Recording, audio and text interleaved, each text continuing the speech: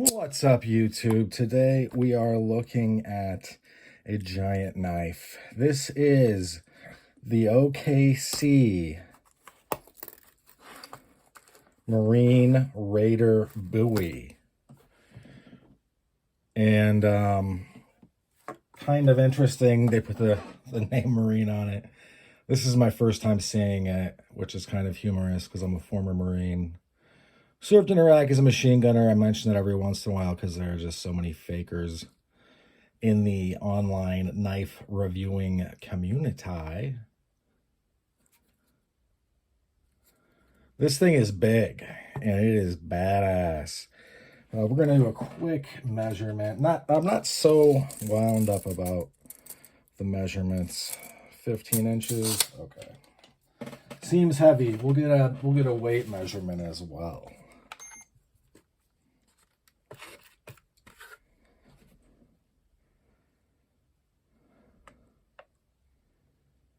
One pound and 6 ounces. Okay. Yeah, that is pretty heavy. So, what is good about the Bowie knife? Well, some people would say it is meant to be a fighting knife. Maybe it is, maybe it isn't. I feel like it's more of an all-around do-anything knife. Back in the day when Jim Bowie was fighting people on sandbars, men were much more straightforward with their wardrobes. They probably owned one set of clothes. Maybe not. Did they change them out? They probably had disgustingly gross underwear on most of the time, if they even wore underwear, pantaloons. And they would probably have one giant knife for most tasks. The Bowie knife originally was just a big knife with a clip point, much like this one. And there's a bunch of myth around it. Some people will say the Bowie knife is the knife that cuts twice because this edge of the blade is supposedly traditionally sharpened. I'm not really sure about that. I know that basically, this would be a Bowie knife. I was glad that the Ontario SP line has this. They're still manufacturing it. I wanted an American-made Bowie, kind of the same way I wanted an American-made Smash It. This one, to me, was $50 off of Amazon Prime. If you follow my channel, I posted it in the community tab, meaning it showed up on your feed like you're on social media. And that was because the boxing was damaged. And it did have a tiny bit of edge damage. I think someone got this out and then was like, I don't really need this giant knife, and sent it back. And they taped the box shut because the box is ridiculous when you have this in it, right? Because it'll fumble out. And so I got, instead of paying 70 or up, I paid 50. And I smoothed out the little wrinkle in the edge. And yeah, I can't even really tell anyone else owned it before me now.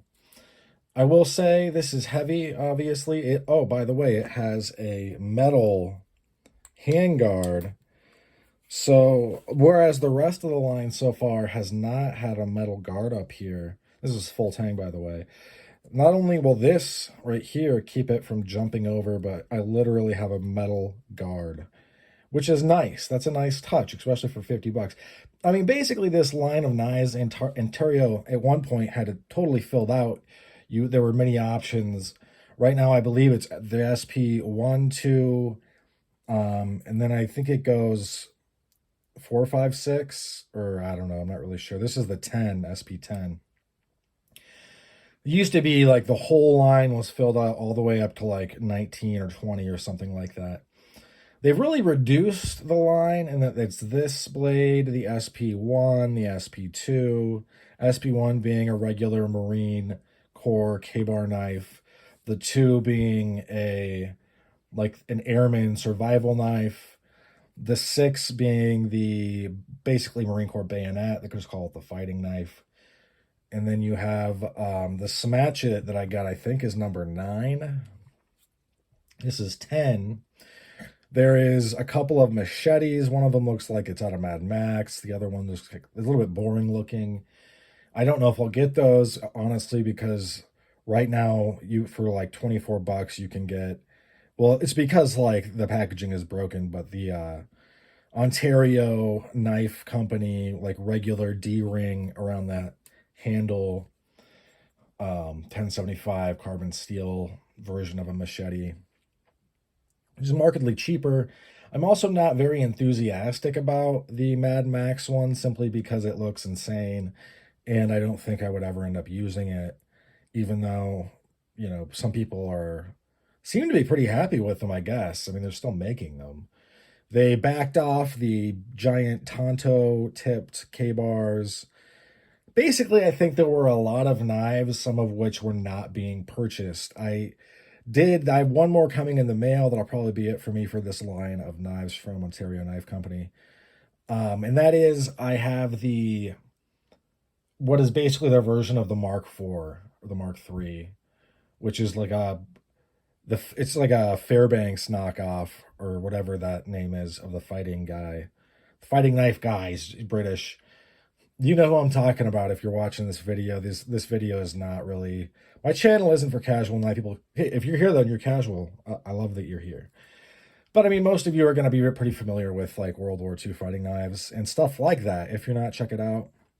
But I've got that one coming, and then I think that'll be it. Just simply because, I mean, it's a stretch to think, and I think that's why the rest of the line kind of died out. The SP1 is like 6.5, 6 inches or so bladed, and then the SP6, so that's the first one's a K-bar fighting knife. The SP6 is the current bayonet without the bayonet portion, basically. So it's the knife, but you can't attach it to anything. Sorry, I'm not waving this around more. It's heavy, and I'm not trying to have an accident, really. It's also extremely sharp. This glides through paper like it's nothing, and this blade is not thin behind the edge, really. And yeah, the grind on these blades has been pretty good. I'll do a family shot once I get it, and review the Mark III, Mark IV, version coming in. But what I was saying was the reason I think that they backed off some of the line is just simply that if you get a SP1, your need for the rest of the line greatly diminishes because that knife is huge, but it's just small enough you can fit it into tactical pants back pockets, and you can still do stuff around the camp like you can with this. And some of the other knives, like the Tonto tipped ones, are kind of, to me, fantasy knives. They never existed in the universe we occupy outside of like modern America in the last 30 years. The Smatchet is, which you can look back at my past videos on this playlist. The Smatchet is a fighting knife almost exclusively. You could do some camp chores, I guess. You could use it elsewhere, obviously, but it's really meant to kill people. And what other ones do I have? Yeah, I what I'm saying is to have all of them, 19 to 20 knives with the same. I mean, first of all, they look very similar. They all look similar because they have this nice coating, which I'm going to keep on, and then they have the same rubber grips. I'm going to keep the coating simply because I don't know how much I'll really be using these, but I do like the protection that they offer from rust. I realize some people don't really want the coating. I feel like that if you guys get these, I would wait to strip the coating at least a year or so. And just, I mean, if you really do ding it up that bad in normal use, then yeah, sure, strip it. But the thing is you're really not. Like the people that are doing that are batoning with their knives, and batoning with a knife is dumb. And I'm just going to be upfront with you guys. By the way, the balance point for this is like right here. Batoning with a knife is dumb simply because a hatchet is what you're looking for, and I'm kind of over it. I'm over pretending that these weirdos that go out in the woods and bring a single knife and they're like, I gotta carve a spoon now. Like, look, I don't do stuff like that. I mean, if I was out there without a spoon, I'd probably just eat with my hands, to be honest. or I'd be eating out of an MRE where they have a spoon. This idea that you're going to drive a vehicle full of the modern amenities that are in a vehicle with your safety gear, which you should have in case you come upon a bad accident, meaning you should probably have a fire extinguisher of some kind, probably a chemical one, etc. That you drive out to this place and then you're like, well, now I have a knife and that's it, a knife and a tarp. And I'm going to go live in the woods for X amount of time. Like, you're not homeless. You're just not. And I don't get it. I realize that my experiences with camping have been pretty much through the Marine Corps, and I don't want to camp now. After post-Iraq, post almost a decade, I don't want to do it. It's just not my thing. So, but the thing is, though, it's a weird LARP, is what I'm getting at. It would be like if I was like, crikey, like, on the weekends and like chased reptiles around. Like, it's fucking weird, man. And yeah, I mean, it is what it is. If you like doing it, then, you're not going to have my words stop you. You're going to keep doing it. I'm not saying that you shouldn't be able to light a fire. I'm not saying that the bushcrafting skills aren't worth learning. I'm just saying that if you're actually batoning with knives and judging the knives off of your insane ideas about niche camping, right? Then, I mean, you've kind of lost the plot, which is like a shitload of channels. And I'm just going to say straight up, yeah, that's dumb.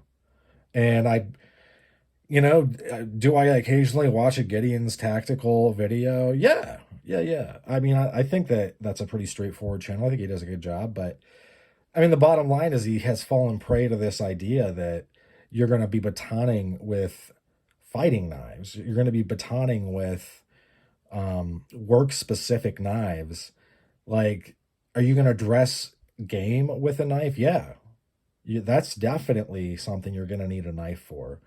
Are you going to take a knife and go harvest all the timber that you need and then make feather sticks? I guess. I mean, you could do that.